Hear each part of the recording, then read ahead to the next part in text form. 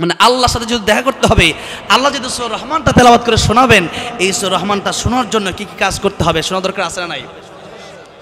আল্লাহ রাব্বুল আলামিন বলছেন, ফামান কানা ইয়ারজু লিকা রাব্বিহি ফালইআমাল আমালান সালিহান ওয়া লা ইউশরিক বিইবাদাতি রাব্বিহি আহাদা। আল্লাহ বলছেন, এক নম্বর যেটা তোমরা করবা সেটা হচ্ছে তোমরা নেক আমল করবা। কি করবা? নেক আমলের ভিতর নামাজ নাই, তাহলে কি ফজর সময় নামাজ পড়া দরকার আছে না নাই? আপনি যদি বলেন যে আমি নামাজ পড়বো না, মানে আল্লাহর ক্ষতি হয়ে যাবে, আর আপনি যদি পড়েন আল্লাহর অনেক লাভ হয়ে যাবে। তাহলে আপনি পড়লে আপনার লাভ হবে, আপনি জান্নাতে থাকবেন, মিনিমাম 70টা হুর পাবেন। সুবহানাল্লাহ। 70 গজ কাপড় পরবে, এরপরে তার ভিতরে আপনার কতটুকু ভালোবাসা সেটা দেখা যাবে। সুবহানাল্লাহ। আর দুনিয়ার মানুষ তোমার ঘরে আইসা ভুল করছে জীবনে, ঠিক না বে ঠিক? ও মা বোনেরা আসছে নাকি আজকে মাহফিলে? আশেপাশে দুইটা মা বোনেরা শুনেন, দুইটা কারণে নবী বলেছেন মা বোনেরা জাহান্নামে যাবে। কয়টা কারণে? একটা হচ্ছে স্বামীর মানে স্বামীকে কষ্ট দেওয়ার কারণে, আরেকটা হচ্ছে গীবত করার কারণে। বলেন কয়টা কারণে? একটা হলো স্বামীকে কষ্ট দেওয়ার কারণে, আরেকটা হলো গীবত করার কারণে। গীবত মানে আপনি অপরের সমালোচনা করবেন তার বিরুদ্ধে, একজনের অগোচরে তার বদনাম বলেন, এটাকে বলা হয় গীবত। এটা কি বলা হয়? সে দুষ্টা করলে এটাই গীবত হবে, সে যদি দুষ্টা করে না থাকে এটার নাম হবে তুহমত, এটার নাম হবে অপবাদ। তাহলে এই দুইটা করার কারণে ক্ষতিটা কি হবে একটু আগে বলে দেই। সূরা হুজুরাত আল্লাহ রাব্বুল আলামিন বলেন, ওয়ালা ইয়াগতাব বা'দুকুম বা'দা আইয়ুহিব্বু আহাদুকুম আন ইয়াকুলা লাহমা আখিহি মাইতান ফাকারিহতুমু। আল্লাহ বলেন তোমরা গীবত করবা না, যদি তোমরা গীবত করো আমি আল্লাহ রাব্বুল আমিন ঘোষণা দিলাম, আইয়ুহিব্বু আহাদুকুম, তোমরা কেউ কেমনটা পছন্দ করো যে আইয়াকুলা লাহমা আখিহি মাইতান ফাকারিহতুমু, তোমরা একজন অপর ভাইয়ের মৃত গোশত কাঁচা গোশত খাবা, মৃত ভাইয়ের কাঁচা গোশত খাওয়া এটা কি ভালো? এটা মরা মানুষের গোশত জীবনে আমরা খাইছি, এটা কি কেউ খাবে? আমরা যদি কই যে আপনারা 50,000 টাকা দিমু একটা মরা মানুষের গোশত আইনা আপনারা খাওয়ামু, আপনি খাবেন? খাবে না। ও মানুষ যদি হয়ে থাকে মানুষ তাহলে খাবে না, আর ওর ভিতরে যদি মানুষ সব ও খাইতে পারে 50,000 টাকার লোভে। কিন্তু আল্লাহ বলেন আইয়ুহিব্বু আহাদুকুম, তোমাদের মধ্যে কেউ আমরা আইয়ুহিব্বু হুব্বুন, তোমরা কি কেউ পছন্দ করো যে আইয়াকুলা লাহমা আখিহি, তোমাদের ভাইয়ের গোশত খাবা তো কেমন মাইতান ফাকারি, তোমাদের মৃত ভাইয়ের কাঁচা গোশত তোমরা কাইটা খাবা, এটা কি তোমরা পছন্দ করো? আপনারা কি বলবেন? আপনারা কি বলবেন? না। আল্লাহ রাব্বুল আলামিন বলেন মৃত ভাইয়ের কাঁচা গোশত খাওয়া যেমন তোমরা পছন্দ করো না, এমনি ভাবে গীবতটাও তোমরা পছন্দ করবা না। আমি আল্লাহ গীবতকে হারাম করে দিলাম। এখন একটা কথা আপনাদেরকে বলি, আমি আমার সামনের দিকে আলোচনায় যাব। ইমাম সুফিয়ান সাউরি রাহমাতুল্লাহি আলাইহি তিনি একদিন তার খাদেমকে ডেকে বললেন, খাদেম শোনো, এই যে তোমার কিছু টাকা পয়সা আমি দিলাম, এই টাকা পয়সাগুলা নিয়া ওই লোককে দিয়ে আসবা যেই লোক আমার বিরুদ্ধে গীবত করে, আমার বিরুদ্ধে বদনাম বলে। খাদেম বলে, হুজুর আমি যাব না, ততক্ষণ পর্যন্ত যাব না যতক্ষণ পর্যন্ত আপনি আমারে না বলবেন তারে কেন দিচ্ছেন। আর টাকা পয়সা দিলে তো আপনি আমারে দিবেন, আমি আপনার খাদেম, কষ্ট করি, আপনার কাপড় দিয়ে দিই, আপনার খাবার আইনা দিই, হ্যাঁ আপনি জুতা সুজা করে দিই, আমারে দিবেন, তারা দেন কেন? হুজুর ডেকে বলেন, খাদেম সরব, তাকে কেন দিলাম? কিয়ামতের কঠিন ময়দানে সে যত বড় উপকার আমার করবে, আমার মা বাবাও এত বড় উপকার করবে না। দেখেন আমি একটা কথা আপনাদেরকে জিজ্ঞাসা করতে চাই, আপনারা যদি পারেন উত্তর দিবেন, না পারলে বসে থাকবেন, চুপ দরকার নেই, বলার দরকার নেই। কোরআন শরীফের সূরা বানী ইসরাঈলে আল্লাহর ইবাদতের পরে আল্লাহ কার খেদমত করতে বলছেন? বলেন, যারা পারেন একটু জোরে করেন না। মা আর বাবার, জোরে কোন ঠিক না বে ঠিক? ওয়াকাদা রাব্বুকা আল্লা তা'বুদু ইল্লা ইয়্যাহু ওয়া বিল ওয়ালিদাইনি ইহসানা। আল্লাহ বললেন তোমরা আল্লাহর ইবাদতের পরে তোমাদের মা বাবার খেদমত করো। মা আর বাবাকে আল্লাহ এত সম্মান দিলেন। আরেকটু কথা বলবো, সামনের দিকে যাবো। দেখেন নবী বলতেছেন, ও আমার সাহাবীরা, মায়ের দিকে বাবার দিকে একবার তাকাবা, একটা কবুল হজের সওয়াব। বললেন না তো, কিন্তু কবুল হজ কারে কই? দেখেন আমি এবার হজে যাওয়ার নিয়ত করছি। কোথায়? হজে যাবো। আর কিন্তু হজে গেলে টাকা লাগে 8-10 লাখ। কত লাখ? মানে 8-10 লাখ, মানে সবাই 8-10 লাখ টাকার মালিক নাকি? 8-10 লাখ টাকা কামাইতে কষ্ট আছে না নাই বলেন? আছে। তো এখন দেখেন ইসলামের যে ইবাদত আছে এর মধ্যে একটা হলো দৈহিক আর একটা হলো আর্থিক। একটা হলো কি? দৈহিক, মানে দেহের মাধ্যমে যেটা করতে হয়। হ্যাঁ, এই বাইরে কথা বলা যাবে না, কিন্তু কথা বলে মনে করো ডিস্টার্ব হয়ে যাবে, ওইদিকে মনোযোগ যাবে। ওয়াজ করবো কিভাবে? তখন আমি তোমার দিকে গপ্প করিতে কথা বুঝতে হবে। এই যে আমি সিরাজগঞ্জে মানে ওয়াজ করতে করতে প্রতি 2 দিন পর পর সিরাজগঞ্জ, মানে কালকের আগের দিন সিরাজগঞ্জ থেকে গিয়ে কালকে গাজীপুরকে, আবার আজকে সিরাজগঞ্জ আসছি। মানে হচ্ছে এই এলাকায় আসতে আসতে আমি আমার গাজীপুরের ভাষাই ভুলে যেতেছি। বুঝছো তো কথাটা? রাগ করতেছেন আপনারা? রাগ করবেন, আমি আপনাদের ঘরের মানুষের মতো কথা বলি আর কি, যেহেতু আমার সিরাজগঞ্জের সাথে সম্পর্ক একটু বেশি। এই সিরাজগঞ্জ আর বগুড়ায় প্রায় 50টা প্রোগ্রাম। কয়টা? 50টাতে বছরে প্রোগ্রাম করি 250টা যদি এই 2 জেলাতে হয়, তার মানে আশা বেশি হয়, তো আপনাদের সম্পর্ক বেশি। অন্য জেলায় গিয়ে এত খোলা মনে আমি আলোচনা করি না। একটা শুরু করছি, ওইটা বইলা চলে আসি। আর আপনাদের সাথে আমি একটু ঘোরাভাবে মানে মিলামিশা কথা বলতে চাই আর কি। তো আপনারা কষ্ট পাচ্ছেন? দেখেন মা আর বাবার খেদমতের কথা বুঝাইতে গিয়ে একটু কথা বলছিলাম আর কি। তারা কেমন অমূল্য সম্পদ, এটার কোনো মূল্য হয় না, এটা অমূল্য, মানে পৃথিবী দিয়ে ঋণ শোধ করতে পারবেন না আপনি। দেখেন দৈহিক একটা ইবাদত, আর্থিক একটা ইবাদত, এটা হচ্ছে ইসলামের ভিতরে আছে। তো দৈহিক ইবাদত কোনটা? যেমন নামাজ হচ্ছে দৈহিক ইবাদত। আপনার নামাজ, ফজরের নামাজ, আপনি যদি আপনার পাশের বাড়ির লোক ফজর নামাজ পড়ে, আপনি পড়েন না, আপনি তাকে বললেন যে তোমার 500 টাকা দিলাম, তুমি গিয়া ফজরের নামাজটা আমার পড়া দিয়ে আসো, কি আপনার নামাজ কি সারা জীবনও হবে? আপনার নামাজটা আপনার নিজেকেই পড়তে হবে এই দেহের মাধ্যমে, যেরকম ঠিক না ঠিক। আর দ্বিতীয় নম্বর মনে করেন আর্থিক ইবাদত, যেমন হইলো জাকাত।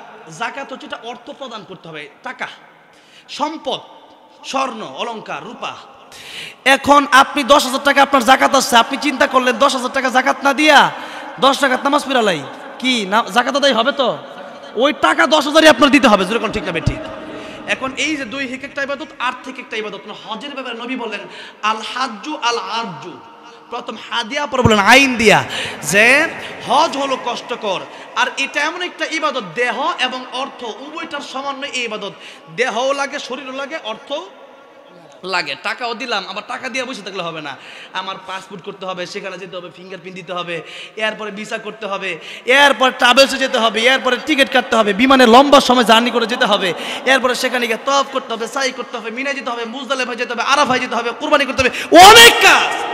এত কাজের পরে এখন এই হজটা কবুল হয়েছে কি হয়েছে না আমরা জানি? কে জানে? কবুল নাও হতে পারে। এখন আরেকটা কথা আপনাদেরকে জিজ্ঞাসা করতে চাই, জানলে বলবেন, না জানলে নাই। হজ বছরে কয়বার করা যায় বলেন? ফরজ একবার, বা যে কোনো হজই বছরে একবার করা যায়। আর বাকি সময় যেমন আমি অনেকবার উমরা করছি, অনেকবার আল্লাহ নিয়েছে, কতবার গিলাফে জমা দিচ্ছে আল্লাহ ভালো, আমিও জানি না, হিসাব নাই তা। এখন মনে করেন উমরা তো অনেকবারই করছে, কিন্তু হজ বছরে একবারই করা যায়, জিল হজ মাসে, ঠিক না ঠিক বলেন? এই একবারই হজ করা যায়। এখন মা আর বাপের দিকে যেহেতু একবার তাকাইলে কবুল হজের সওয়াব, হজ বছরে একবার করা যায়, টাকা লাগে 10 লাখ, এরপরে যাইতে হয় অনেক কষ্ট, সেখানে ইচ্ছা করলে যাওয়া যায় না। আমার নানি এমন বৃদ্ধ হয়েছে, মামারা 2 মামা থাকে আমার সৌদি, তো নানিরে কয়, নানি কয় তা আত্মীয় পাই না, কি করবো, শরীরে যেহেতু সুজন যাবে কেমনে। এখন কথা হইলো যে এখন আপনি বছরে হজ করতে পারবেন একবার, তাও গেলে কবুল হলো কি হলো না তা জানা নাই। মা আর বাপের দিকে দৈনিক কতবার তাকানো যায় আপনারা হিসাব করে বলতে পারবেন? কতবার তাকানো যায়? আনলিমিটেড, যেরকম ঠিক না ঠিক। মাশাআল্লাহ, এই যে আপনাদেরকে জিজ্ঞাসা করার কারণে আমি অনেক শিক্ষা শিখতে পারি। এই তো 2-3 মানে গত পরশুদিন মাহফিল ছিল জয়পুরহাট, মানে গতকালকে আগের দিন জয়পুরহাট, ইন্ডিয়ার পাশে হিলি ওই এলাকায়, একবারে বর্ডারের পাশে। তা আমি জিজ্ঞাসা করলাম কতবার, আর ওনারা বলছে মেলাবার। কতবার? মেলাবার। তা আপনারা আবার বলছেন আনলিমিটেড। কালকে গাজীপুর জিজ্ঞাসা করলাম, তারা বললো অনেকবার। তো অনেক ভাষায় আমি শিখতেছি আলহামদুলিল্লাহ, তাই মাঝে মধ্যে আপনাদেরকে জিজ্ঞাসা করি আর কি। তাহলে এবার আসেন আনলিমিটেড, তাহলে মা আর বাপের দিকে তাকাইলে যদি কবুল হজের সওয়াব হয়, এবার নবী বললেন একবার তাকাবে, একটা কবুল হজের সওয়াব হবে। সাহাবী বললেন, ইয়া রাসূলুল্লাহ, ইয়া হাবিবাল্লাহ, মা আর বাপের দিকে যদি একবার তাকালে একটা কবুল হজের সওয়াব হয়ে যায়, আমি যদি মার বাপের দিকে 100 বার তাকাই, আমার আল্লাহ রাব্বুল আমিন কি 100 কবুল হজের সওয়াব দিবে নাকি? আমার নবীকে বললেন, সাহাবী রে, মার বাপের দিকে তুমি 100 বার তাকাবা কেন? তুমি তাকাতে তাকাতে অস্থির হয়ে যেতে পারো, আমার আল্লাহ সওয়াব দেওয়ার বেলায় কোনো অস্থির হবেন না। দেখেন, মার বাপের দিকে এতবার, আরে ওয়াজ আপনি হুজুর ওয়াজ করেন, আরে ওয়াজ যেটা করছি এটা আমল করেন না। আপনার বাড়িতে মা আছে, বাবা আছে, তার দিকে তাকান গিয়া, কবুল হজের সওয়াব হবে। এটা কি মানে কি খুব একটা কম ফজিলত না, অনেক বড় ফজিলত, এত বড় ফজিলত, কিন্তু এটা মানে না মানুষ। মানা দিচ্ছে কি রে আবু বকর কই, আরে কি হয়েছে কও, হেদিকে মা আছে, হেদিকে, হ্যাঁ যা হেদিকে। তাহলে দেখেন অবস্থাটা বুঝেন একটু, মানে ফজিলত তো বলি, এটা সে ফজিলত। কেউ যদি একবার হজ যাইতে পারে তাহলে পুরো এলাকা সরায়, আমি হজ যাইতেছি, ঠিক না বেঠিক, দোয়া হজ যাইতেছি, দোয়া কইরো কিন্তু, বুঝছো নি? আর কইও জানাই দিও, আব্দুল্লাহ কইয়ে দিও যে আমি হজ করতে যাইতেছি, বুঝছো না? আর অবস্থাটা বুঝেন।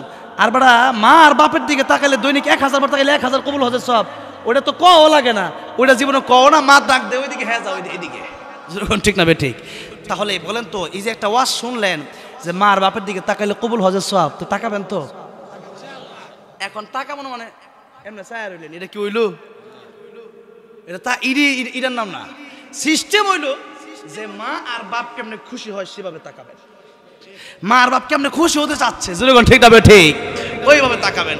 আর মা আর বাবা যদি কষ্ট পেয়ে যায় তাহলে বিপদটা কোন জায়গায় একটু শোনেন, বলবো কি?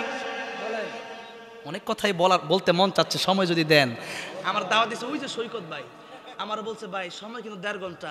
আমি বলছি কথা বললে কিন্তু কমে যাবে, আর আপনি বলবেন না, আমার মন মতো করতে দেন, দেখবেন কয় ঘন্টা যা হিসাব নাই, যেরকম ঠিক না ঠিক? তো চালাবো ইনশাল্লাহ, বলা যাবে একটু, আল্লাহু আকবার বলেন। দেখেন আমার নবী যে রাস্তা দিয়ে হেঁটে যাচ্ছেন, একদিন তাকে দেখলেন একটা কবরে আযাব হয়। আমার নবীজি হাতটা উঠায় দোয়া করলেন, আয় আল্লাহ রাব্বুল আলামিন, এই কবরের আযাব মাফ করে দাও। আমিন রাহমাতুল লিল আলামিন। নবী কি রাহমাতুল লিল আলামিন? আল্লাহ রাব্বুল আলামিন বলেছেন, আলহামদুলিল্লাহি রাব্বিল আলামিন। আর নবীর ব্যাপারে কি বলেছেন? ওমা আরসালনাকা ইল্লা রাহমাতাল লিল আলামিন। রাহমাতুল লিল আলামিন নবী, রাহমাতুল লিল আলামিন নবী, কুরআনে প্রমাণ। আশিক বিনে কে বুঝিবে আমার দয়ার নবীর শান। খারাপ লাগতেছে? নবীর প্রেমে একটু বলা যাবে না আমার সাথে? বলেন না, রাহমাতুল লিল আলামিন নবী, রাহমাতুল লিল নবী, কুরআনে প্রমাণ। আশিক বিনে কে বুঝিবে আমার দয়ার নবীর শান। বলেন, আশিক বিনে কে বুঝিবে আমার নবী আমার মদিনারে বুলবুল। আমার আল্লাহ ভালোবেসে নামটি দিলেন হাবিবে রাসূল। আল্লাহু আকবার।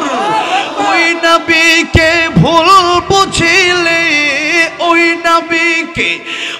নবীকে ভুল বুঝিলে থাকবে না ঈমান।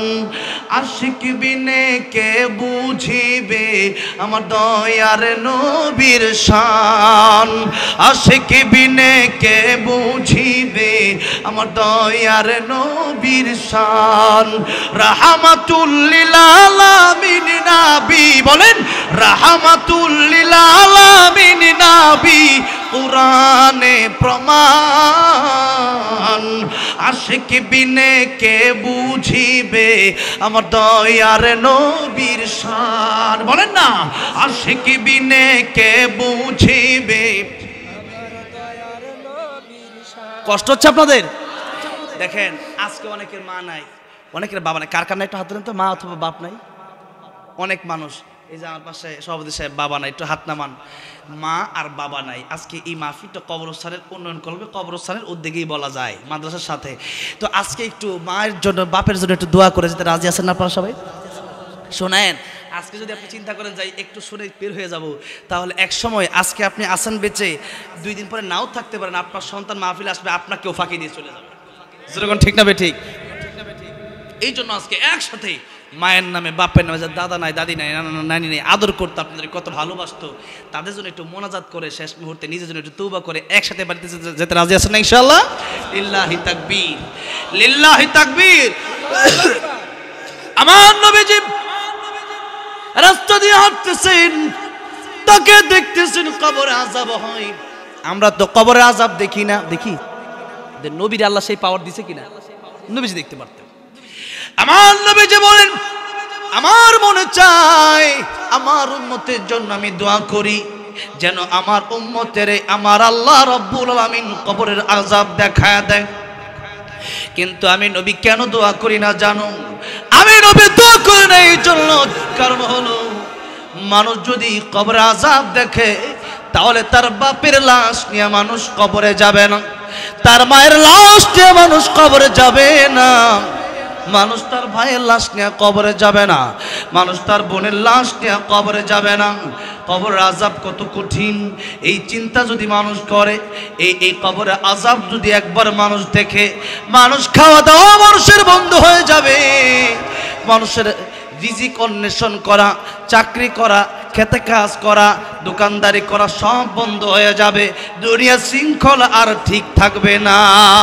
এই জন্যই বলে আমি তোমরা কবর আযাব দেখবা, আমি চাই, কিন্তু তোমরা কবর আযাব দেখলে পরে দুনিয়ার শৃঙ্খলা ঠিক থাকবে না। বাপের লাশ যেমনি সেমনি রেখে দেবা, কবরে যাবে না, ডরে যে আমার বাপের কবর দিলে কি আযাব জানি হয়।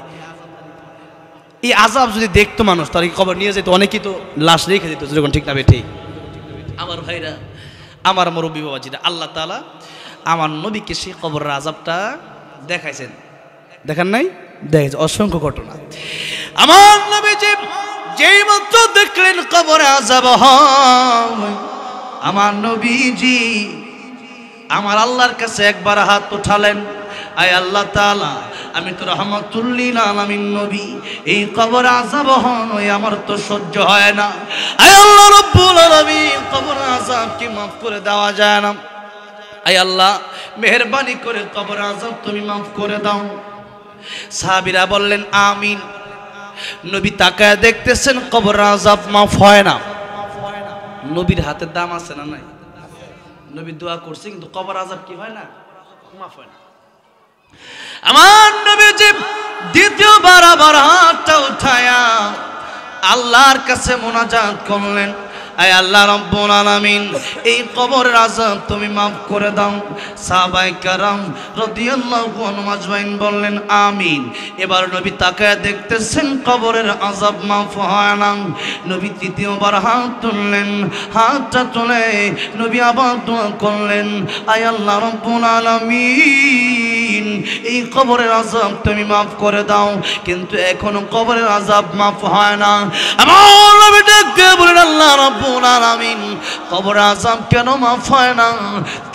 তিনবার আমি রাহমাতুল লিল আলামিন নবী দোয়া করলাম, এরপরেও কেন কবরের আযাব মাফ হয় না? আমার নবীকে বলেন, বন্ধু আমার, হাবিব আমার, কিয়ামত পর্যন্ত আপনি দোয়া করলে কবরের আযাব মাফ হবে না।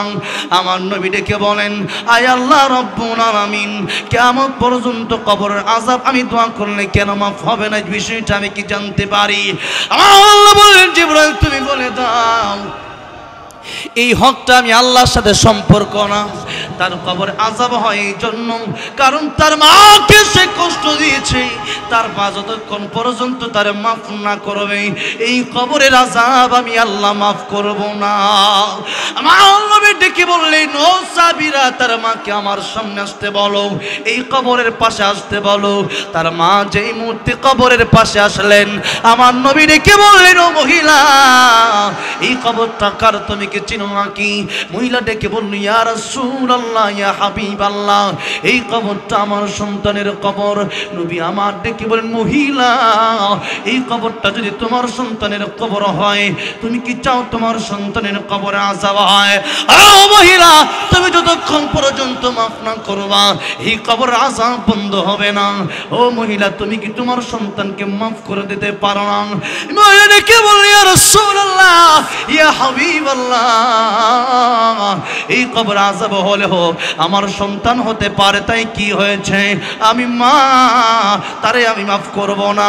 আমার নবী কষ্ট পেয়ে গেলেন, মহিলা কেন মাফ করবা না?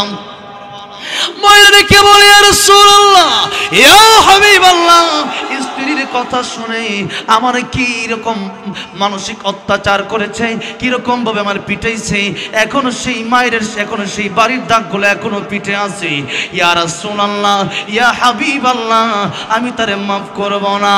আমার নবী কষ্ট পেয়ে গেলেন, ডেকে বলেন, আল্লাহ রাব্বুল আলামিন, আমার আগের দোয়া তুমি কবুল করো নাই, এখন আমি আরেকটা দোয়া করব, তুমি কি সেই দোয়াটা কবুল করবা না? আয় আল্লাহ রাব্বুল আলামিন, তার মাকে তারা মাফ করে না। আয় আল্লাহ, আমার যেমন তুমি কবর আযাব দেখাইলা, তার মাকে তুমি কি একটু কবর আযাব দেখাতে পারো না? আয় আল্লাহ, তুমি ইচ্ছা করলে তো পারো। আমার আল্লাহ ডেকে বলেন, বন্ধু আমার, হাবিব আমার, আগের দোয়াটা যদিও কবুল করি নাই, কারণ হকটা আমার সাথে সম্পৃক্ত না, হকটা তার মায়ের সাথে সম্পৃক্ত, কিন্তু এখন দোয়াটা আমি আল্লাহ রাব্বুল আলামিন কবুল করে নিলাম। বিনিময়ে তার মাকে আমি পাওয়ার দিয়ে দিলাম, কবরের আযাব দেখার মতো ক্ষমতা আমি আল্লাহ তার মাকে দিয়ে দিলাম। জুড়ে বলেন আল্লাহু আকবার।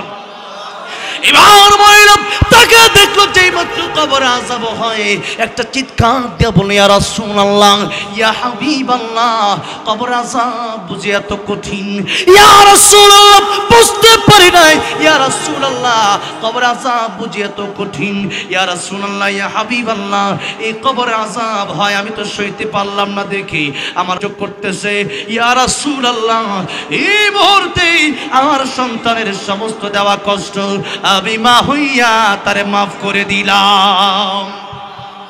যেই মাত্র মা মাফ করে দিছে, আমি তাকে দেখতেছি, যেই মুহূর্তে মা মাফ করলো, এমন সময় নবী তাকায় দেখতেছেন, সাথে সাথে কবরটা জান্নাতের বাগান হয়ে গেছে। দেখেন, একটু চিন্তা করে, একটু লক্ষ্য করে দেখেন, মা আর বাবা অথবা মানুষের হক বলেন না কেন, রিকশাওয়ালাকে থাপ্পড় দিছেন, কুলিওয়ালাকে থাপ্পড় দিছেন, কৃষি মানুষ, তার সাথে আপনি খারাপ ব্যবহার করছেন।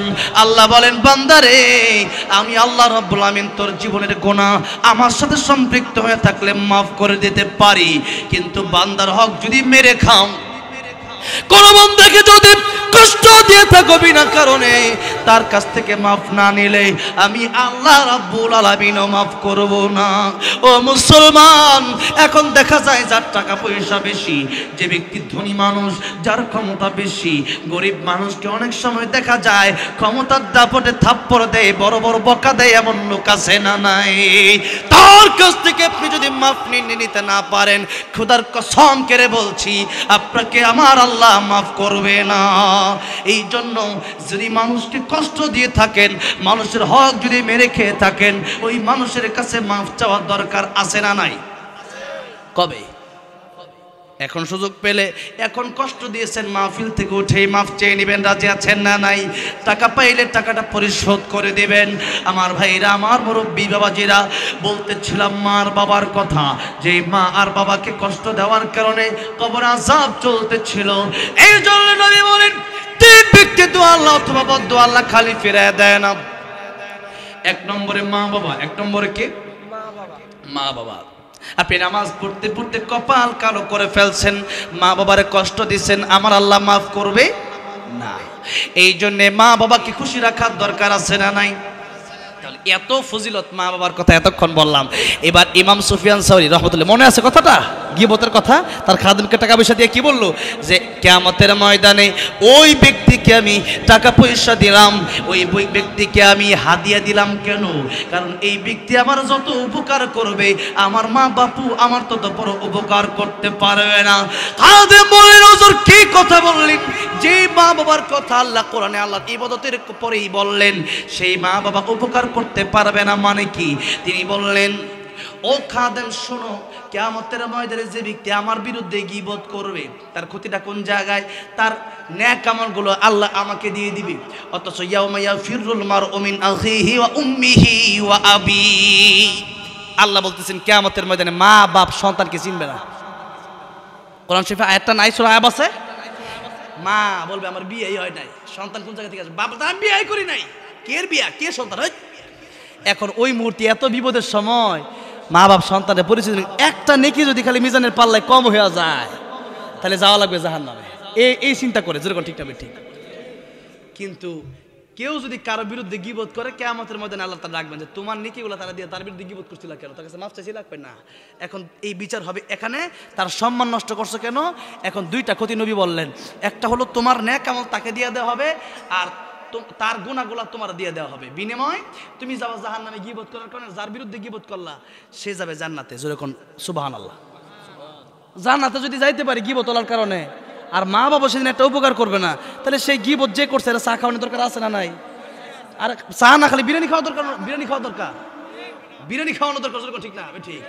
ডাব খাওয়ানো দরকার, আরে 500 টাকা 1000 টাকা হাদিয়া দরকার। তোর কারণে কিয়ামতের মধ্যে আমি বাচ্চা যাবো, ঠিক না ঠিক? তোর নেক আমল আমার দেওয়া লাগবে। আর এখন হুজুরের তো নেক আমলই নাই, আল্লাহর নেক আমল না থাকলে তার গুনাহ নিয়ে তুমি জাহান্নামে যাও। আমি আল্লাহর পক্ষ থেকে নেকি দিয়ে দিলাম। তাহলে গীবত যদি কেউ যদি করে, শুনছেন যে আমার বিরুদ্ধে একজন বদনাম কইছে, এরে গিয়ে আপনি কইবেন দোস্ত আসা খাই, তুই আমার সবচেয়ে বড় দোস্ত, যেরকম ঠিক না ঠিক? চা যদি না খাইতে চায় 5টার একটা কয়েন অর্ফা করে দিয়ে দিবেন, তুই খাইস, জনমের খাওয়া খা, বুঝবে কিয়ামতের ময়দানে। এখন যদি ওয়াজ শোনার পরে যদি কেউ গীবত করে, ওর ভিতরে তো মনুষ্যত্বই নাই, তাহলে যেরকম ঠিক না ঠিক? এখন তাহলে কি গীবত করবেন না ছাড়বেন? ছাড়বো, হ্যাঁ ছেড়ে দিতে হবে। আল্লাহ তৌফিক দান করুন, আমিন। আরে নবী বলছেন আল কাইসু মান দানা নাফসাহু, তুমি তোমার নিয়ে চিন্তা করো। আরে আমার কবরে তো আমি যাব, আপনি যাবেন না। আপনার কবরে আমি যাব না, তা আমার চিন্তা আপনারা নিয়ে আমি এত চিন্তা করার টাইম কই? আমি খাই আমার টাকা দিয়ে, চিন্তা আপনার নিয়ে ব্যস্ত হয়ে পড়ে রয়েছি আমি। আহা মুসলমান, আজকে শুধু ওইটা করছে ওইটা করলো কেন, মাইন্ডটা চিন্তা করতে করতে আজকে দেশটা শেষ। চার দোকানে বইলেই খারাপ, আব্দুল আজিজ খারাপ, আব্দুল গফুর খারাপ, আব্দুর রহমান খারাপ, আব্দুল্লাহ খারাপ, মানে নাম ধরে ধরে গীবত করতেছে। ঠিক না? এর মেয়েটা বেশি একটা সুবিধার না, মানে কাইলা বিয়ে দিছে অমুক জায়গাত, খালি একটা দোষ আছে। ঠিক না? এই কারণে কিয়ামতের ময়দানে আপনি জাহান্নামে যাবেন, আর যার বিরুদ্ধে গীবত করলেন সে যাবে জান্নাতে। সে দোষী হয়েছে এরপরে সে জান্নাতে যাবে, আর আপনি তার বিরুদ্ধে যে দোষটা করছে এটা বলার কারণে আপনি জাহান্নামে যাবেন। কথাটা বুঝে আসছে আমার ভাইরা? আমার মনে হচ্ছে ওয়াজ যদি না বোঝে তাহলে ওয়াজ করার দরকার নাই, ওয়াজ শুনে আমার কোনো দরকার আছে না নাই? গত বছর আসছিল কে? রুহুল আমিন যুক্তিবাদী সাহেব, মুরব্বী বক্তা, আর আমি হলাম যুবক বক্তা, আমি হলাম মানে বাচ্চা মানুষ, আর আমার দাদা উনি, ঠিক না ভাই ঠিক? তাই উনি আসছে, উনি কতক্ষণ সময় দিচ্ছে জানি না, তবে আজকে মনে আপনাদের একটু কষ্ট হয়ে যাচ্ছে, একটু ক্লান্তি চলে আসতেছে। হ্যাঁ আমার মাশাআল্লাহ, তাহলে মানে ঠিক আছেন, আল্লাহু আকবার। মাঝে মধ্যে আল্লাহু আকবার দিলে শয়তান কাছে আসতে চায় আর কি, আল্লাহু আকবার দেন আবার দূরে জায়গা, যেরকম ঠিক না ভাই ঠিক? তাহলে আমার ভাইরা, আমার মুরব্বী বাজারে গীবত আমরা ছেড়ে দিব, বলি ইনশাআল্লাহ, জোরে বলি ইনশাআল্লাহ। এবার আসেন যেই কথা বলছিলাম, নেক আমল, নেক আমল যদি করেন আর যদি গীবত থাকে, তাহলে মনে করেন ডুলি আছে না, মাছ ধরে, এখন মাছ ধরার ডুলি মধ্যে আপনি সারাদিন মাছ ধরলেন, ডুলার তলা নাই, কি নাই? তলা নাই। এখন ডুলি উঠাইয়া বাইর যেতেছেন, বাইর দিয়ে দেন, ফিরে মাছ নাই, কারণ তলা না থাকলে মাছ যতই বলেন মাছ থাকবে, মাছ সব তলাতে পড়ে যাবে, যেরকম ঠিক না ঠিক? ঠিক তেমনি আপনি আমল করলেন, ফজরের নামাজটা পড়ছেন, নামাজ পড়ে রাখো, কালকে যে ঘটনাটা করছে শুনছস কি হয়েছে? ওই যে এই কি জানি আব্দুল জলিল, এই লোকটা তো মনে কর যে কালকে হের মায়েরা বিয়ে দিছে, ঠিক করে নাই। এবার যে কামটা করছে, এই যে কথাটা বলছেন, শেষ ফজর নামাজ শেষ, ফজর নামাজ আর আছে নাই, ফজর নামাজ হয়ে গেছে আপনারটা, ঠিক না ঠিক? যার কারণে আমল যদি করেন, এই তলা যদি খালি থাকে, তলা যদি না থাকে, তা আমল কিন্তু সব ওই দিক দিয়ে যাবে গা। এই জন্য তলা ঠিক রাখতে হবে। কি ঠিক রাখতে হবে? তলা ঠিক রাখতে হবে। এই নেক আমলের কথা। এরপরে আল্লাহ বলতেছেন একটা নেক আমল, নেক আমল মানে কোরআন শরীফে যা আছে, আমার নবীর আদর্শে যা আছে তাই করতে হবে, তার বাহিরে করা যাবে না, এটা নেক আমল। এবার 2 নম্বরে আল্লাহ রাব্বুল আমিন বললেন, ওয়ালা ইউশরিক বিইবাদাতি রাব্বিহি আহাদা।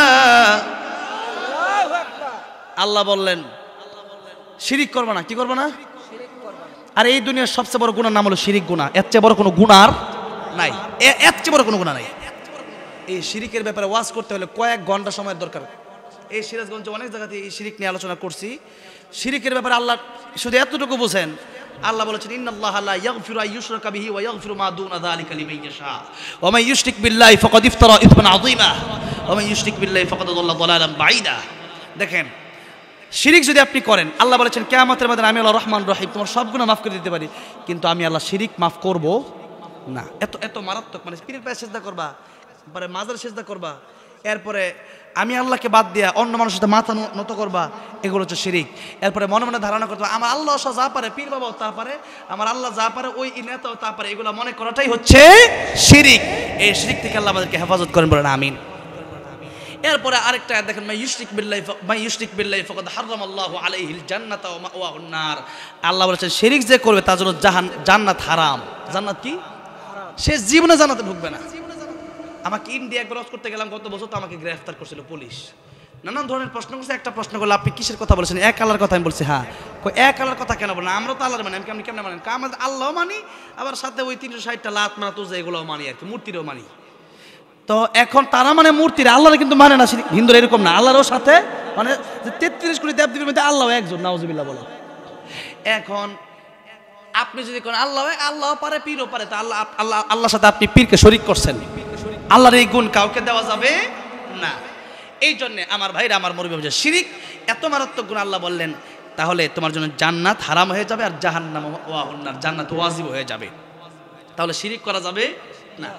এবার আল্লাহ রাব্বুল আলামিন বললেন, এই একটা কাজ যদি করতে পারো আর একটা কাজ যদি ছাড়তে পারো, এক হলো নেক আমল, আরেক হচ্ছে শিরিক মুক্ত ঈমান যদি তোমার থাকে, আমি আল্লাহ রাব্বুল আলামিন ও বান্দারে তোমার সাথে ওয়াদা দিলাম, আমি আল্লাহ জান্নাতের ভিতরে তোমার সাথে দেখা দিয়ে দেব।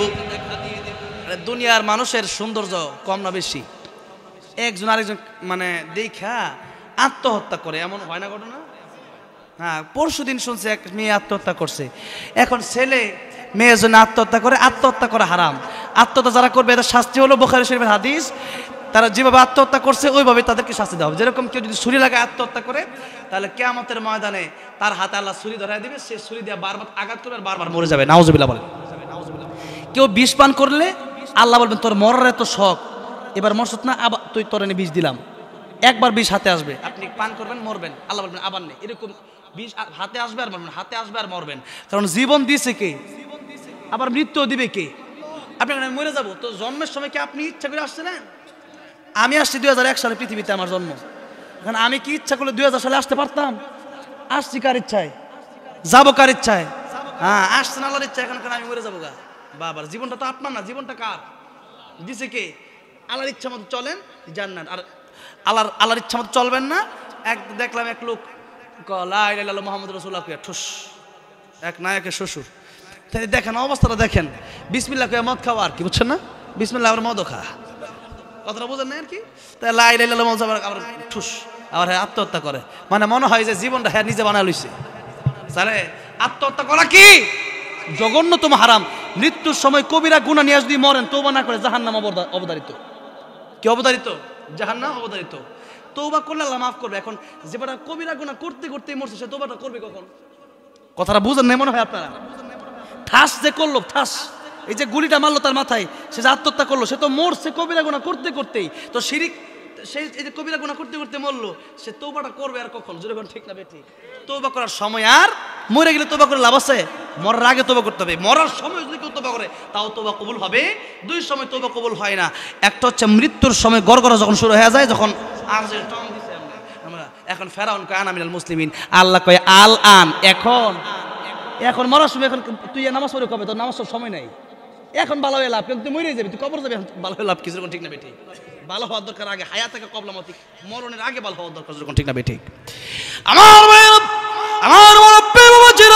আল্লাহ রাব্বুল আলামিন বললেন, এই শিরক মুক্ত ঈমান যদি তোমাদের থাকে, আর যদি নামাজি হতে পারো, নেক আমল যদি তোমাদের ভিতরে থাকে, আমি আল্লাহ রাব্বুল আলামিন তোমাদেরকে সূরা রহমান জান্নাতের ভিতরে তেলাওয়াত করে শোনায় দেব। তাহলে শিরক মুক্ত আমল আমরা করব তো ইনশাআল্লাহ। এবার আসুন একটু ভিতরে যাই নাকি? আর রহমানের আল্লাহ যা তেলাওয়াত করে শোনাবেন এই কথা বললাম, কি কি কাজ করলে সেই রহমান সূরা তেলাওয়াত শোনা যাবে এই কথা বললাম। এবার আসেন একটু ভিতরের দিকে যাই। আল্লাহ বলেন আর রহমান মানে দয়াময় আল্লাহ। আর রহমান মানে কি? দয়াময় আল্লাহ, দয়াময় আল্লাহ। এখন এই সূরাতে সবচেয়ে বেশি কোন আয়াত আছে কোন তো? এই পারেন সবাই বলেন ফাবিআই আলাই রাব্বিকুমা তুকাযিবান, পড়েন ফাবিআই আলাই রাব্বিকুমা তুকাযিবান। আল্লাহ বলেন কোন কোন নিয়ামত আমার তোমরা অস্বীকার করবা? আছে এই যে কথা বলতেছি এটা কার নিয়ামত? ওই দিন এক বক্তা কথা বলতেছে হুট করে জবান বন্ধ হয়ে গেছে। তাহলে কথাটা আমার আল্লাহ এখন চাইলে বন্ধ করে দিতে পারেন কি পারেন না? কত মানুষ আইসিইউ থেকে লক্ষ লক্ষ টাকা দেয়, আমি কত কোটি টাকা দিব আমার শুধু একটু শ্বাস নিঃশ্বাস নিতে হবে, জীবনটা বাঁচায় দাও। ডাক্তার কইরা আমার হাতে না, ক্ষমতা কার? আল্লাহ। আল্লাহ বাঁচায় রাখছে বিদায় এখন কথা বলতে পারতেছে। মানুষ মরে গেলে অবাক হয় না, জীবিত আছে এটাই অবাক হন যে এটা আল্লাহর কুদরতে আমি চলতেছি। আল্লাহর কি? আল্লাহর কুদরতে, আল্লাহর রহমতে আমি চলতেছি, কথা বলতেছি। এটা আল্লাহর একটা কুদরত যে আমি কথা বলতেছি কেমনে, এটা কিভাবে সম্ভব? গরু ছাগল তো বলতে পারে না, যেরকম ঠিক না বে ঠিক? হ্যাঁ। আল্লাহ বলেন কোন কোন নিয়ামত যা আছে সবই আল্লাহ। ওয়া ইন তাউদ্দু নি'মাতাল্লাহি লা তুহসুহা, আল্লাহর নিয়ামত গণনা করে শেষ করা যাবে। এবার আল্লাহ বলছেন আর রহমানু আল্লামাল কুরআন খালাকাল ইনসান। দয়াময় আল্লাহ কোরআন শিখালেন যিনি, মানুষ বানালেন যিনি। আল্লাহ বলতেছেন দয়াময় আল্লাহ, যে আল্লাহ তোমাদের উপর এই দুনিয়াতে নিয়ামত দিয়া দয়া করলেন। কি করলেন? দয়া করলেন। তো দয়ার ভিতরে আল্লাহ বুঝাতে চাইলেন সবচেয়ে বড় দয়ার নাম হচ্ছে কোরআন শরীফ। আল্লামাল কোরআন। আল্লাহ এত নিয়ামতের কথা সূরা রহমানে বলছে, প্রথমে কি বলছেন? বলেন আল্লামাল কোরআন, বলেন আল্লামাল কোরআন, আল্লামাল কোরআন। আল্লাহ বলেন প্রথম যে তোমাদের এই দুনিয়াতে যত নিয়ামত আছে সবচেয়ে বড় নিয়ামতের নামই কোরআন শরীফ। কোরআন শরীফ যে নবীর কাছে নাজিল হয়েছে ওই নবী সবচেয়ে দামি নবী। যেই জায়গায় নাজিল হয়েছে মক্কা আর মদিনা, সেই জায়গা পৃথিবীর সবচেয়ে দামি জায়গা। যেই রাতে নাজিল হয়েছে ইন্না আনজালনাহু ফি লাইলাতুল কদর ওয়া মা আদরাকা মা লাইলাতুল কদর, লাইলাতুল কদরি খায়রুম মিন আলফি শাহর, হাজার হাজার মাসের চাইতে একটা রাতই উত্তম। সুবহানাল্লাহ। কোরআন শরীফের সাথে একটা গিলাফ লাগলে দাম কম না বেশি? দাম বেড়ে যায়। একটা কাঠ লাগলে দাম বেড়ে যায়। কোরআন শরীফের সাথে যাদের সম্পর্ক দাম কম না বেশি? বেশি। তো কোরআন শরীফ এর সাথে যারই সম্পর্ক হবে তার দামই কি হবে? বাড়বে। এবার আসেন আল্লাহ পাক এই দুইটা আয়াতের কথা আমি একটু তরজমা আর সংক্ষিপ্ত তাফসীর করে 10 মিনিটের ভিতরে আমি আলোচনা শেষ করে দেব। আল্লাহ রাব্বুল আলামিন বললেন আল্লামাল কুরআন খালাকাল ইনসান। আমি আল্লাহ তোমাদের উপর দয়া করলাম কোরআন দিয়া। আমি আল্লাহ রাব্বুল আলামিন বললাম কোরআন তোমাদেরকে আমি আল্লাহ কোরআন শিখালাম আগেই, মানুষ বানালাম পরে। অথচ আমরা দেখি মানুষ দুনিয়ায় আসলো আগে, কোরআন শিখলো পরে। কিন্তু দেখা যায় মানুষের মতো মানুষের চেহারা দিয়ে মানুষ হইলে প্রকৃত মানুষ হওয়া যায় না। আসাদ নূর আল্লাহরে চেনে না, ওইটা কুত্তার চেয়ে খারাপ। আল্লাহ নিজে বলছে না, আমি কই নাই তো। আমি কইলে আপনারা বলতে পারতেন হুজুর কি কইলেন, এটা মানুষ আপনি কুত্তার চেয়ে খারাপ কইলেন? আমি বলি নাই। আল্লাহ তাআলা বলছেন লাহুম কুলুবুল লা ইয়াফকাহুনা বিহা ওয়া লাহুম আ'য়ুনুল লা ইউবসিরুনা বিহা ওয়া লাহুম আযানুল লা ইয়াসমাউনা বিহা উলাইকা কাল আন'আমি বাল হুম আযাল উলাইকা হুমুল গাফিলুন। আমি আল্লাহ কলব দিলাম, কোরআন বুঝলা না, সব বুঝলা, কেমনে খাইতে হয়, কেমনে বিয়ে করতে হয়, কেমনে চাকরি করতে হয়, কেমনে ডক্টর হইতে হয়, ইঞ্জিনিয়ার হইতে হয়, সব বুঝলা, কিন্তু কোরআন শরীফ শিখলা না। আমি আল্লাহ রাব্বুল চোখ দিলাম কোরআন দেখার জন্য, ব্যাপারটা নারী দেখলা, কোরআন দেখলা না। কান দিলাম কোরআন শোনার জন্য, গান শুনলা, কোরআন শুনলা না। আল্লাহকে উলাইকা কাল আনআম, এরা শুধু জানোয়ারের মতন, বালহুম আদল, এর চেয়ে নিকৃষ্ট। কি বলছেন কথাটা? কি বলছেন? বালহুম আদল। তরজমা করে দেখেন এগুলা। কোরআন শরীফ পড়েন মাঝে মধ্যে। কি বলবেন? কোরআন শরীফ পড়েন, পড়েন না তো? কোরআন শরীফ পড়েন মাঝে মধ্যে। কোরআন শরীফ যাদের শুদ্ধ নেই, কোরআন শুদ্ধ করবেন। কি করবেন? হ্যাঁ, এটা আলোচনা আসতেছে, 2 মিনিট আমি বলবো। দেখেন আল্লাহ বলেন কোরআন যদি না শিখো তুমি আর মানুষ থাকতে পারলা না, তুমি কুকুরের চেয়ে নিকৃষ্ট হয়ে গেলা। জন্মগতভাবে মানুষ তো আসাদ নূর, তাসলিমা নসরিন, ডোনাল্ড ট্রাম্প, নরেন্দ্র মোদী, এগুলো কি মানুষ? নরেন্দ্র মোদী কিনা মানুষ না কুত্তার চেয়ে খারাপ?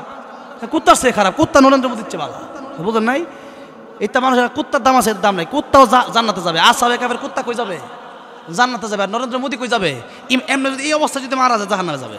তাহলে নরেন্দ্র মোদী যে কুত্তা বলা, আসাবে কাফের কুকুরটা কোথায় যাবে? জান্নাতে যাবে। সূরা কাহফে আসাবে কাফের ঘটনা আসছে। তাহলে এই কুকুর যদি জান্নাতে যায়, মানুষ হয়ে যদি আমি আপনি জাহান্নামে যাই, তো কুকুর কি আমার চেয়ে ভালো না? বলেন। অথচ আল্লাহ আরেক জায়গায় কি বলছেন? ওয়ালাকাদ কাররামনা বানি আদম। অনেক লম্বা এগুলো তাফসির, মানুষের দাম বেশি না পশুর দাম বেশি, এনে লম্বা তাফসির আমার আছে, ইউটিউবে আপনি পাবেন। মানুষের দাম কেন বেশি আর ফেরেশতার দাম মানুষের চেয়ে কম কেন? দেখেন, এই মানুষ ফেরেশতাকে সিজদা করছে না নাকি আদম আলাইহিস সালামকে ফেরেশতারা সিজদা করছে? বলেন। তাহলে দাম কার বেশি? আদম আলাইহিস সালাম।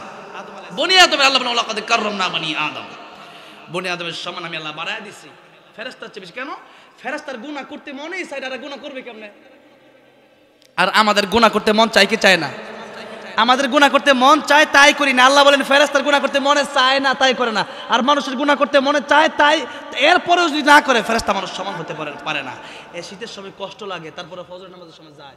আর ফেরেশতা তো একটু কষ্টই নাই, ইবাদত করতে তাদের মজাই লাগে। আর আমাদের কষ্ট লাগে, এরপরেও যদি ইবাদত করি, আল্লাহ বলেন মানুষ ফেরেশতার চেয়ে দামি। সুবহানাল্লাহ। আল্লাহ বলেন ফেরেশতার চেয়ে দামি। আল্লাহ বলেন কেন? কোরআন যদি তোমার ভিতর থাকে, তুমি যদি আল্লাহর ইবাদত করতে পারো, তাইলে তুমি ফেরেশতার চেয়ে দামি। আর যদি আল্লাহর ইবাদত না করতে পারো, যদি কোরআন না শিখো, তাহলে তুমি কিন্তু কুকুরের চেয়ে নিকৃষ্ট হয়ে যাবা। কথাটা বুঝে আসছে? আল্লাহর সাথে সম্পর্ক যার সেই দামি, আর আল্লাহর সাথে সম্পর্ক যার নাই সে দামি না। এবার আসলে আল্লাহ রাব্বুল আলামিন বললেন, কোরআন যদি তুমি শেখো, তাহলে তুমি মানুষের মতো মানুষ হতে পারবা। কোরআন শরীফ শেখার প্রথম কথা এবার আমি বলবো। কোরআন শরীফ তাফসীর পরের কথা, আগে কোরআন শরীফ সহি শুদ্ধ করে পড়ার দরকার আছে না নাই? নামাজ ভঙ্গের কারণ কয়টা? 19টা। কিয়ামতের ময়দানে সর্বপ্রথম কিসের হিসাব হবে? নামাজের হিসাব। এখন নামাজের হিসাব যদি আপনি দিতে গিয়ে ধরা খান যে আল্লাহ কোরআন শরীফ শুদ্ধ করি নাই, আপনি সবচেয়ে বড় বিপদে পড়বেন। নবী বলেন নামাজের হিসাব দিতে গিয়ে যে ব্যক্তি ধরা খাবে, সে ব্যক্তি সব জায়গায় ধরা খাবে। এই জন্য কোরআন শরীফ শুদ্ধ করে শেখার দরকার আছে না নাই? নাইলে নামাজ হবে না। নামাজ পড়তে পারেন, নামাজ হবে না। আপনারা বললাম আপনি এই ক্ষেত না কোবাবেন, 500 টাকা দেবো। আপনি এই ক্ষেত না কোবাই, আপনি ওই খেতে গেছেন কোবানোর জন্য, আপনার মালিক টাকা দিবে? উল্টা ওই জমির মালিক এসে বলবেন ক্ষেত কোবাইলে কিনা জরিমানা দিয়ে, জরিমানা ঠিক না বেটি? এই জন্য জায়গা মতো যদি না কাজ করে অন্য জায়গায় কাজ করেন, তাহলে কিন্তু ভুল হবে। ভুল করে কষ্ট করলে কোনো লাভ নাই। আপনারা একজন প্রাইভেট কার ভাড়া করছে, ভাই আমার ঢাকা নিয়ে যান। আপনি ঢাকা না নিয়ে একজন রংপুর নিয়ে গেলেন, বেটা বলবে এই মেয়ে কিসের ভাড়া দেবো, তুমি ঢাকা না নিয়ে যাবা, যখন ঠিক না ঠিক? তা আপনারা বলছে কোরআন শরীফ শুদ্ধ করার জন্য, আপনি বলেন কোরআন শরীফ শুদ্ধ করার দরকার, শুধু নামাজ পড়লে হবে না। কোরআন শরীফ আগে শুদ্ধ করার দরকার আছে না নাই? নামাজও শুদ্ধ পড়া নামাজ ভঙ্গের প্রথম কারণ। এই জন্য নামাজ তেলাওয়াত শুদ্ধ করবেন তো ইনশাআল্লাহ। এই মাদ্রাসায় হুজুর আছে না, একটা বয়স্ক কোরআন শিক্ষা খুলবেন। কি খুলবেন? একটা বয়স্ক কোরআন শিক্ষা খুলবেন। রাজি আছেন না নাই? হ্যাঁ, এগুলো হুজুরকে গিয়ে হাদিয়া দিবেন। হুজুর নেন হাদিয়া, একটা বয়স্ক শিক্ষা খুলেন, আমরা কোরআন শরীফ শিখবো। ইংলিশ মাস্টার এরা দেয় 2000-3000 টাকা বেতন, আর মাঝে হুজুরে 200 টাকা দেয়। এবারে 3 মাস 6 মাস বাকি, যেরকম ঠিক না ঠিক? মহাব্বতটা কই? এই জন্য কোরআন শরীফ সহি শুদ্ধ করে পড়ার দরকার আছে না নাই? এবার আসেন, কোরআন শিখলে 4টা জায়গায় লাভ হবে। এই কথা বলি, আজকে আলোচনা 5 মিনিটের ভিতরে শেষ করে দেবো। কয়টা জায়গায় লাভ? যেমন কয়টা জায়গায় লাভ? 4টা। 1 নম্বর লাভ হলো দুনিয়াতে, 2 নম্বর লাভ হলো মৃত্যুর সময়, 3 নম্বর লাভ হলো কবরে, 4 নম্বর লাভ হলো কিয়ামতের ময়দানে। 4 নম্বর লাভ কোথায়? ওটা সবচেয়ে বড় বিপদের জায়গা। কত বিপদ আসুক না আসুক জানি না, কিন্তু সবচেয়ে বড় বিপদ 3 জায়গায়। জোরে বলেন কয় জায়গায়? একটা হলো মরণের সময়, একটা কোন জায়গায়? মরণের সময়, আরেকটা হলো কবরে, আরেকটা কোথায়? কবর, আরেকটা হলো হাসরের ময়দান, আরেকটা কোথায়? হাসরের ময়দান। তাহলে কোরআন যদি কেউ শিখে, তাহলে দুনিয়ার লাভটা কোন জায়গায়? দুনিয়াতে মানুষ অসভ্য থাকবে না, সভ্য হয়ে যাবে। কারণ মানুষ জানে যে আমার পুলিশ, আর্মি, বিডিআর এগুলা না দেখলেও দেখা যায় অনেক সময় মানুষ ভুল কাজ করে, চুরি করে, ডাকাতি করে, সুদ খায়, ঘুষ খায়, কিন্তু তখন চিন্তা করবে যে আমার কোরআন তো আল্লাহ শিক্ষা দিয়েছে যে কিয়ামতের ময়দানে বিচার হবে। এই শিক্ষার কারণে সে ব্যক্তি সভ্য হয়ে যাবে, ভালো মানুষ হয়ে যাবে, চুরি করবে না, ডাকাতি করবে না, সুদ খাবে না, ঘুষ খাবে না, একজন সভ্য প্রকৃত গুণগত মানুষ হবে। ঠিক না ঠিক? 2 নম্বর কথা, ইমানের সময় যারা কোরআন শিখবে, আমল করবে, তাদের মৃত্যুর সময় ইমান নসিব হবে। 3 নম্বরে কবরে যাওয়ার পরে একটু ছোট্ট একটা ঘটনা বলি। আমি ঘটনা লম্বা করে আমি বলার ইচ্ছা আমার নাই, বলিও না, কারণ অনেক বক্তা আছে ঘটনা একটা শুরু করছে, ওটা যে শুরু করছে এবার 10টায়, ওটা পরে একটা সব এক ঘটনা শেষ, বাট ঘটনা সে ওয়াজও শেষ। আপনি আমার সারা রাত বয়াত হয়ে দেন, ওয়াজ শেষ হয় নাকি? দেখেন, কথা হইলো ঘটনা একটা দিয়ে শেষ করবেন, ঘটনা আপনি বলেন 5-10 মিনিট শেষ করেন ওইটা, এরপর কোরআন তাফসিরে ঢুকেন, বিভিন্ন কথা বলেন, অন্য আয়াত থেকে কথা বলেন, আয়াতের তাফসিরে যান। এই জন্য দেখেন ছোট্ট একটা ঘটনা, তাফসির কাবীর ইমাম ফখরুদ্দিন রাজি রহমাতুল্লাহ লিখেছেন, মুসা আলাইহিস সালাম যাচ্ছেন রাস্তা দিয়ে, দেখতেছেন কবরে আযাব হয়। কি হয়? কবরে কি হয়? আযাব হয়। আবার মুসা কালিম একটু পরে সেই রাস্তা দিয়ে হেঁটে আসতেছে, তাকায় দেখতেছে কবরটা জান্নাতের বাগান হয়ে গেছে। মুসা আলাইহিস সালাম জিজ্ঞাসা করলেন কবরবাসী, এই কবর কেন জান্নাতের বাগান হলো, একটু কি আমার বলবা? কবর ডেকে বলল, আমার একটা এতিম সন্তান পৃথিবীতে ছিল, এই তো আজকে বড় হলো। তার মা আজকে তাকে মাদ্রাসায় ভর্তি করে দিয়েছে। কোথায় ভর্তি করছে? মাদ্রাসায়। আর মাদ্রাসার শিক্ষার প্রথম শিক্ষাই হলো, যারা পড়েন বিসমিল্লাহির রহমানির রহিম, পড়েন বিসমিল্লাহির রহমানির রহিম।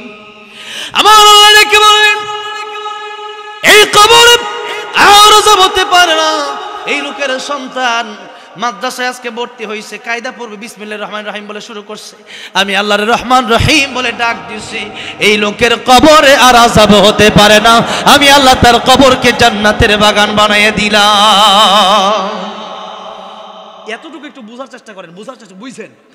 একটা মানুষ মারা গেছে, তার এতিম সন্তানটা কায়দা পড়বে বিসমিল্লাহির রহমানির রহিম, একটা আয়াত পড়লো, তার বাবার কবর আযাব যদি আল্লাহ মাফ করতে পারে, আপনার সন্তান যদি আপনি মাদ্রাসায় দেন, এই সন্তান যদি 30 পারা কোরআনের হাফেজ হয়, এই সন্তান যদি আলেম হয়, তাহলে কি আপনার কবরের আযাব আল্লাহ মাফ করবে না? আপনার কবরকে আল্লাহ জান্নাতের বাগান বানাবে না? বানাবে। এবার আসেন, এটা হলো কবরের কথা, লাস্ট কথা, শেষ কথা আমি খুব সংক্ষিপ্ত করে বলতেছি। লাস্ট কথা হলো হাসরের ময়দান। লাস্ট কথা কোথায়? যেখান থেকে বিচার ফয়সালা হয়ে যাবে, কেউ জান্নাতে কেউ জাহান্নামে। সেদিন আল্লাহ রাব্বুল আলামিন বলবেন, ও আলেমেরা, আজকে তোমরা আলাদা হয়ে যাও, তোমরা আলাদা হয়ে, তোমাদেরকে আমি কোরআন হাদিস শিখার জন্য তৌফিক এই জন্য দিয়েছিলাম, কারণ তোমাদেরকে আমি আল্লাহ রাব্বুল আলামিন জান্নাতে দিতে চাই। কোথায় দিতে চাই? জান্নাতে দিতে চাই। তাই আমি আল্লাহ তোমাদেরকে কোরআন হাদিস শিখার তৌফিক দিয়েছিলাম। তোমরা আলেম আলাদা দাঁড়াও, লাইন ধরে জান্নাতের ভিতরে চলে যাও। সুবহানাল্লাহ। নবীজি বলেন, যখন আলেম জান্নাতে যাবে, তখন একটা হাদিস শরীফ নবীজি বর্ণনা করেছেন, কুন আলিমান আও মুতাআল্লিমান আও মুস্তামিআন আও মুহিব্বান লা তাকুন খামিসান ফাতাহলিক। হয়তো আলেম হও, নয়তো আলেমের ছাত্র হও, নয়তো তাদের কথা শুনো, তাও যদি না পড়ো, আলেমকে মুহাব্বত করবা, আলেমকে ঘৃণা করবা না। লা তাকুন খামিসান ফাতাহলিক, আলেমকে যদি তোমরা ঘৃণা করো, খাসিরাত দুনিয়া ওয়াল আখিরা, দুনিয়াও ধ্বংস, আখিরাত ধ্বংস হয়ে যাবে। এই জন্য আলেমকে যারা ঘৃণা করছে এরা বাংলাদেশে থাকতে পারে নাই। ঠিক না? ঠিক। তাহলে আলেমকে কি ভালোবাসবেন না ঘৃণা করবেন? ভালোবাসবেন। আপনার খারাপ লাগতে পারে, তা আপনার খারাপ লাগলে মনে করবেন যে আপনার ঝামেলা আছে, জাহান্নামের পথে আপনি খুব দ্রুত হাঁটতেছেন মনে করবেন। তাহলে আলেমকে কি করবেন? ভালোবাসবেন। বাসবেন তো? এবার দেখেন, শেষ কথা বলতেছি, এবার যখন যাচ্ছে আলেমরা জান্নাতে, এবার কিছু লোক ডাক দিয়ে বলতেছে, ও আলেম, আমি কিন্তু অমুক লোক ওই এলাকার, চিনেন আমারে? কোন না, তোমার চিনতে পারলাম না। আপনার আমি একদিন 1 গ্লাস পানি পান করাইছিলাম, আপনার আমি মোহাব্বত করি। কোন সুবহানাল্লাহ। আজকে যদি আপনি জান্নাতের মেহমান হয়ে যান, এই মাদ্রাসার পড়ার সময় আপনি আলেম হওয়ার জন্য, আপনার জন্য আমিও কম কষ্ট করি নাই, অনেক কষ্ট করেছিলাম। এলাকায় আপনাকে 1 গ্লাস পানি পান করাইছিলাম, সেখানে হাদিস শরীফে 1 গ্লাস পানির কথা আসছে, যে 1 গ্লাস পানি আপনাকে আমি পান করেছিলাম। এই জন্য আজকে কি আল্লাহর কাছে আপনি একটু সুপারিশ করতে পারেন না? আলেম বলবে, আয় আল্লাহ রাব্বুল আলামিন, এই লোকটা আমাকে 1 গ্লাস পানি পান করেছিল, আল্লাহ গো, তাকে কি জান্নাত দেওয়া যায় না? আল্লাহ বলবেন, আমি আজকে তোমাকে জান্নাতে নেওয়ার সময় তার সাথে এই জন্য দেখা করায় দিলাম, কারণ সেই ব্যক্তিটা দুনিয়াতে আলেমকে ভালোবাসতো, আলেমকে পানি পান করাইছিল। ও আলেম, আজকে তুমি একা জান্নাতে যাবা না, বরং তাকে সাথে নিয়ে তুমি জান্নাতের মেহমান হয়ে যা। তাহলে কিয়ামতের ময়দানে 1 গ্লাস পানি পান করানোর কারণে যদি জান্নাতে যাওয়া যায়, আজকের এই মাহফিলে আলেমকে মোহাব্বত করে আমরা 1,000 টাকা 2,000 টাকা যদি এই মাদ্রাসার জন্য দান করি, তাহলে কি আমরা আল্লাহ খুশি হবে না? কিয়ামতের মাঝে অন্তত এই কথা বলতে পারবো, এত আলেমি মাদ্রাসা থেকে হবে, হাফেজ হবে, তারা যখন জান্নাতে যাবে এই কথা তো অন্তত বলতে পারবো, হুজুর আমি আজকে